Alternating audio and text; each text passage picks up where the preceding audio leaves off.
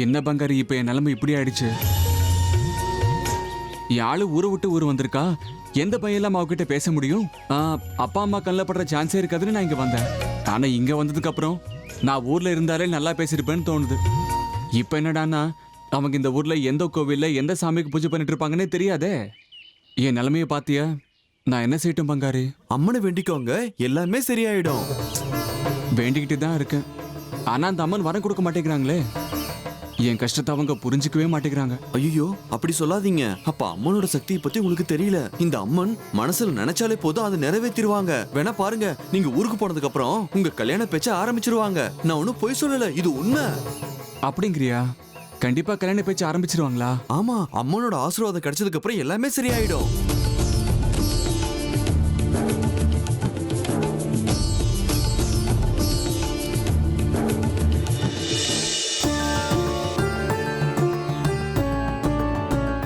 இந்த ஊருக்கு வந்து எப்படியாவது நான் தரிசனம் பண்ணியே ஆகணும்னு நினைச்சேன்.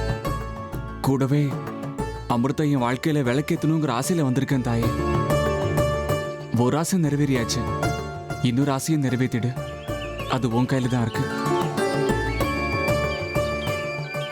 அமிர்தானா எனக்கு உயிர். அவ இல்லாம எனக்கு வாழ்க்கை இல்லைங்கிற நிலைமையில இருக்கேன். எவ்வளவோ கஷ்டப்பட்டேன், எவ்வளவோ வேதனைப்பட்டேன். ஆனா வாழ்ந்த அவ கூட தான் வாழணுங்கிற முடிவோட இருக்கேன். எல்லாருடைய மனசுலயும் என்ன இருக்குன்னு தெரிஞ்சுக்கிட்டு அவங்க கோரிக்கையை நிறைவேற்றுற தாய் நீ. நான் உன்னுடைய மகன்.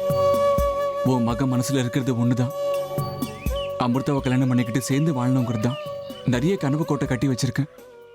மகனுடைய கனவு நினைவாக்குறது ஒரு தாயாவும் கடமை இல்லையா? கஷ்டங்கள் இருக்கும், பிரச்சனைகளும் இருக்கும், எதுவும் சொல்லிக்க முடியாத ஒரு நிலைமையும் இருக்கும். தடைகள் இருக்கும், வேதனைகள் இருக்கும், பயங்கள் இருக்கும், உள்ள ஒரு படபடப்பு இருக்கலாம். இது எல்லாத்தையும் தூக்கி எறிஞ்சிட்டு சொல்லணும்னா அவங்க மேல நான் உயிரே வச்சிருக்கேன். உனக்கு எல்லாமே தெரியும். நான் எதுவும் சொல்ல வேண்டிய அவசியம் இல்லை. நல்ல பொண்ணு, பொக்கிஷமா பார்த்துப்பேன். உன்னைதான் நம்பியிருக்கேன்.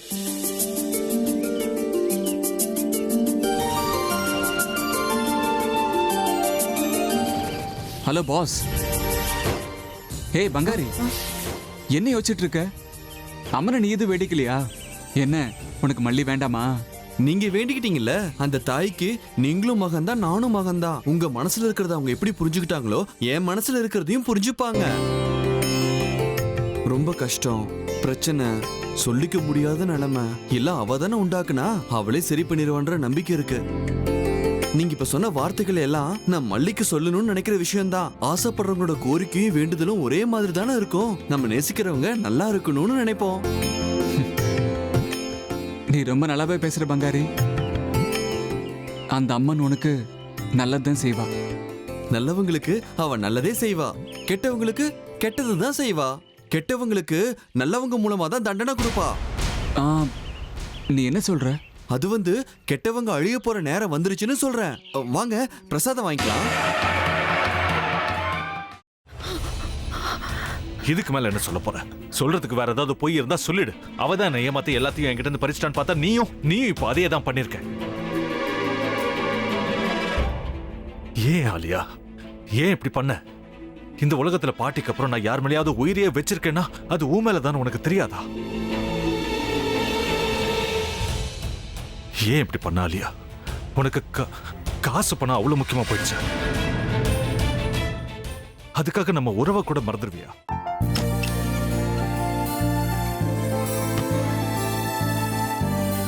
சக்தி சக்தி, ஒரு நிமிஷம்.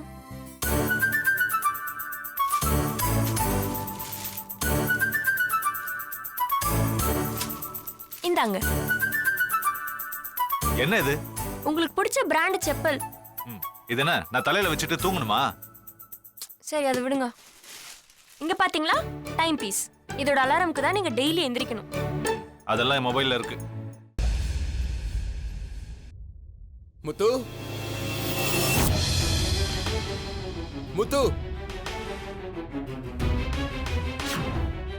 என்னடி இவன் முத்துன்னு ஒருத்தைய உருவாக்கி விட்டான். செல்வியை மறப்பான்னு பார்த்தா எப்ப பார்த்தாலும் முத்து முத்துன்னு கூப்பிட்டு இருக்கான். முத்துவ கூப்பிட மட்டுமா செய்யறான், முத்துவ வச்சு என்னென்னமோ செய்யறான். நாம தான் இழிச்சவாய் மாதிரி வேடிக்கை பார்த்துட்டு இருக்கோம். என்ன முறைச்சு என்ன பிரயோஜனமாயா? உனக்கு வேற குரல் போயிடுச்சு. அடுத்து அவ செல்வியை கூப்பிட்டானா என்ன பண்ண போற? உன்னுடைய விருப்பப்படியே நீ ராமநாத வீட்டு மருமகளா வாழப் போற. கண்டிப்பா என்னுடைய ஸ்தானத்திலிருந்து அவன் உன்னை நல்லா பார்த்துக்குவான் அம்மா. டேய், அவரை பத்தி தான் உனக்கு தெரியும்ல. அவர் எந்த முடிவு எடுத்தாலும் அதான் ஃபைனல். நம்ம அப்பா வேணுமா வேணாமாங்கிறத நீயே முடிவு பண்ணிக்கோ. வாடா.